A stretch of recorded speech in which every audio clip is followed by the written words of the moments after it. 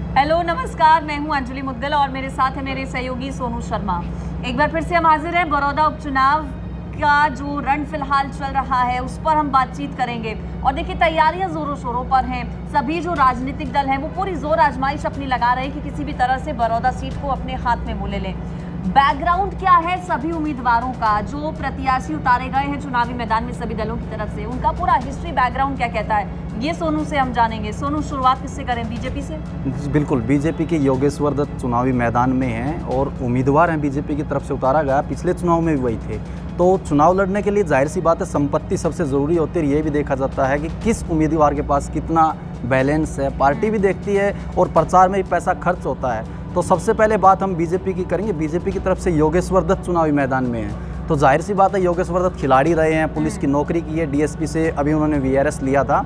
तो योगेश्वर दत्त के पास सबसे ज़्यादा संपत्ति है जो अभी तक हमने देखा है, जो शपथ पत्र के हिसाब से मानी जा रही है। योगेश्वर दत्त के पास 5 करोड़ करीब 70 लाख रुपए की संपत्ति है, चल अचल संपत्ति। तो योगेश्वर दत्त जो बीजेपी, कांग्रेस और इनेलो के उम्मीदवार तीनों को देखा जाए तो योगेश्वर दत्त सबसे अमीर उम्मीदवार, बिल्कुल संपत्ति के मामले में सब पर भारी पड़ते नजर आ रहे हैं। योगेश्वर दत्त के पास है। दूसरे नंबर पर कांग्रेस उम्मीदवार हैं, इंदुराज नरवाल हैं।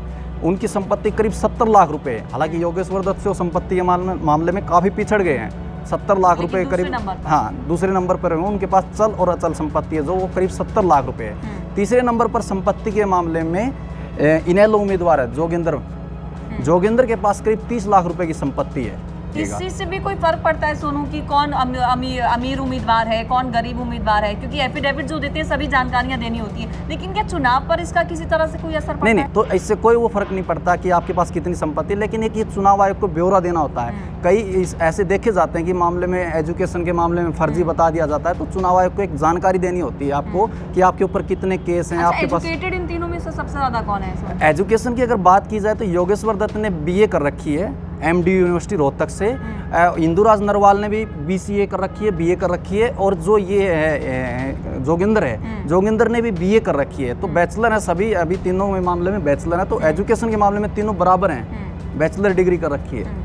यानी कि तीनों ही जो उम्मीदवार हैं तीनों दलों के, वो अभी ग्रेजुएट हैं। एजुकेशन का पूरा ब्यौरा हमने आपके सामने रखा है। इसके अलावा सबसे ज़्यादा अमीर उम्मीदवार कौन है? हालांकि इसी से कोई फर्क नहीं पड़ता, लेकिन एफिडेविट जो दिया गया था, जो शपथ पत्र दिया गया था, उसमें जो सभी जानकारियां हैं वो देना बेहद ज़रूरी हो जाता है। एक जानकारी ये है कि इंदुराज नरवाल ने 10+2 के साथ सीपीएड भी कर रखी है। उन्होंने एक डिप्लोमा भी कर रखा है। तो ग्रेजुएशन तो लगभग सभी की कंप्लीट है ही है।